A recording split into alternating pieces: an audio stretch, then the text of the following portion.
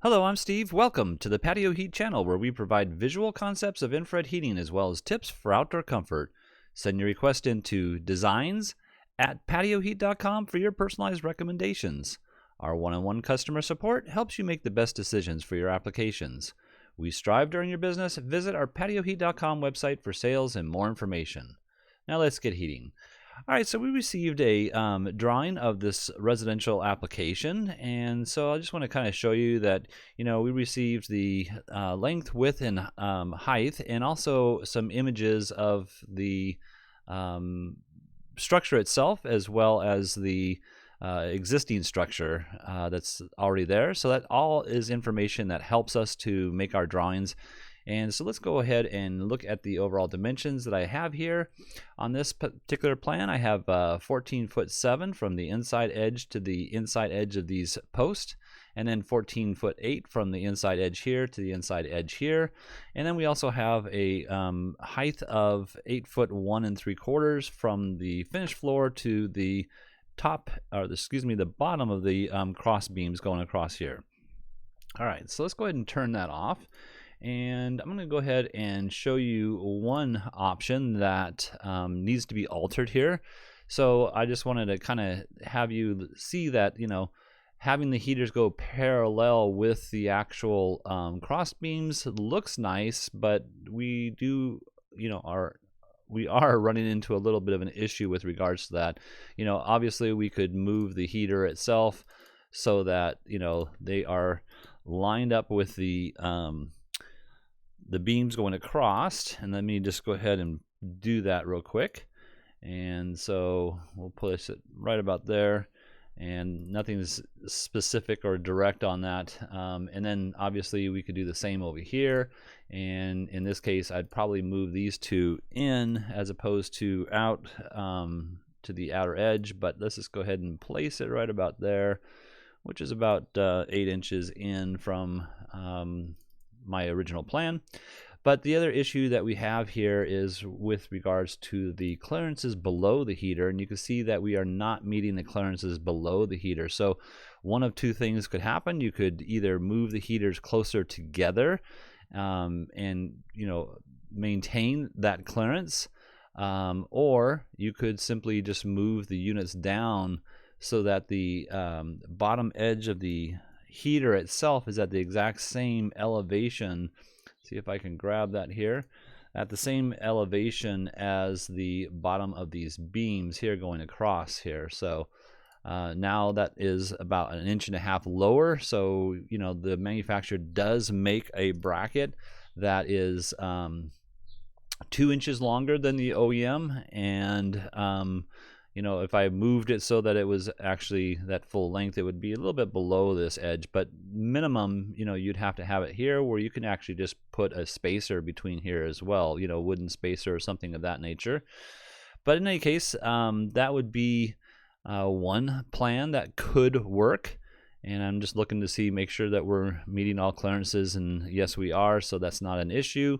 However, the heater is a little bit closer, like I said, about 1.5 inches roughly, closer to the finished floor. So, it does increase the heat output slightly, but that is not a big issue with the 4,000 watt SlimLine unit here. Now, let's go ahead and look at the footprint of heat that I have here. So footprint of heat, you can see that we are, covering the area from left to right here very well, and also from front to back, we'll call it. And the overall heated area, I think, is fairly decent. This particular client is looking at using a control system, which is, I think, a smart thing to do. Also, they're looking at maybe putting 4 zones or maybe 2 zones. So this would be zone 1, or maybe this would be zone 1 here where the seating pattern is, and this would be zone 2 where maybe this is going to be utilized for more standing. Now, the reason I'm bringing that up is because if you were the actual person standing right here underneath a 4,000 watt unit, let's say cooking or something of that nature, you would be way too hot on a 4,000 watt unit, standing underneath it. So definitely a control system is necessary. or just changing this to a 3,000 watt unit, which is still probably too hot for standing in this elevation. But in any case, I just want to bring that up to your attention. Over here, you can see, you're sitting down and you're a lot lower than you would be over here. The other thing I wanted to mention is they had roughly talked about, the possibility of using a CD series. So I'm going to plop that in here real quick. CD series, I just placed it here in the center.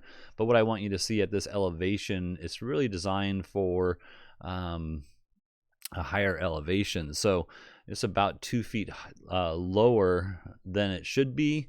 And this would not be the heater I would recommend unless you are using a control system.